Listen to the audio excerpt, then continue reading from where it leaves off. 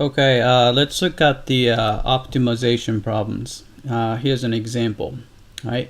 Rental income, right? A 300 room hotel in Las Vegas is filled to capacity every night at $80 a room, right? For each $1 increase in rent, 3 fewer rooms are rented, right? So if you charge a higher rate, there might be some vacancies there, right? If each rented room costs $10 to service per day, right? So instead of $80 profit, you're gonna have only $70 profit per rented room.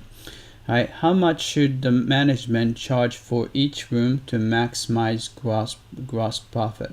Right? What is the maximum gross profit? Right? So let's look at that.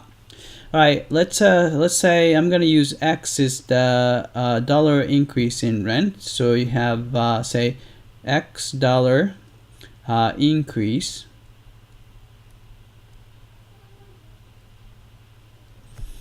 in rate, right? Then let's try to express the profit. So I'm gonna call it P of X, right? Because it depends on the increase in rent, right?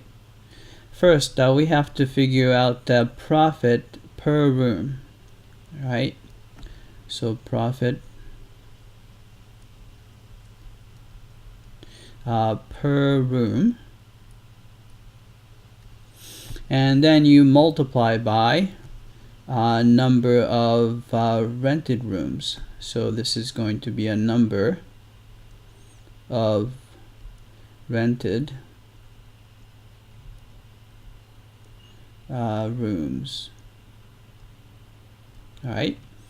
So let's look at the profit per room. So let's say you have an X dollar increase. So it's going to be, the rate is going to be 80 plus X, right? But remember that it costs $10 to service the room. So it's going to be subtract 10 would be the profit per room.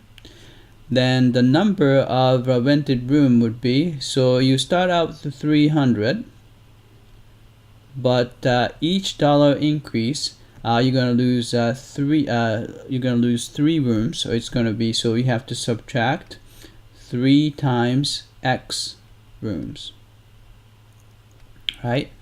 So we have that. Then we just have to clean up a little bit. So this is gonna be equal to, right? So 80 minus 10 is 70. So you have a 70 plus X, right? So that's that. And 3 is in common, so I'll pull out 3. So I'm gonna just put 3 in front, right? So if you pull out the 3 from 100, so 300 from 300, so it's gonna be 100. And pull out 3 from negative 3x would be negative x. Right? So this is a profit function, right? So we want to maximize this. So let's, for the critical number, by taking derivative. So take the first derivative. So p prime of x is equal to, right? So we can use product rule, thinking that this is the first guy and this is the second guy. Right? Another way is you can just multiply out and take the derivative. Either way is fine. Right? So 3 is in front, so I'll just put that in front. Right? Then product rule. Derivative of 70 plus x would be 1. Multiplied by the second guy. So 100 minus x. Right? Plus. Right? First guy is quantity 70 plus x, and then multiply by derivative of the second, which is going to be negative 1, because our derivative of negative x is negative 1, right? So we have that, and to clean it up, 3 is still there. All right, then you have let's see, so you have a 100 here. Then don't forget that there's a negative 1 distributed to 70, so it's a negative 70. So it's going to be 100 minus 70, so that's going to be 30, right? Then you have, let's see, there's negative x right here, right? So negative 1 is distributed to x, so you have another negative x, so it's going to be negative 2x, right? So both has 2 in it, so I'm going to factor out 2. So 3 and 2 makes 6, right? So pull out 2, so 30 becomes 15, and the negative 2x becomes negative x, right? I'm going to set the derivative equal to 0 so that we can find the critical number. So in this case, critical number is, right, set this guy equal to 0, so it's going to be 15, right? So this is actually the only critical number, critical value that we have. All right.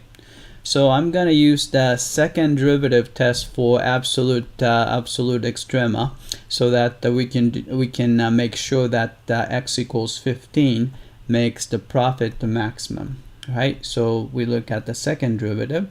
So p double prime of x is equal to, right? So this is the first derivative. So 6 is just a constant multiple, right?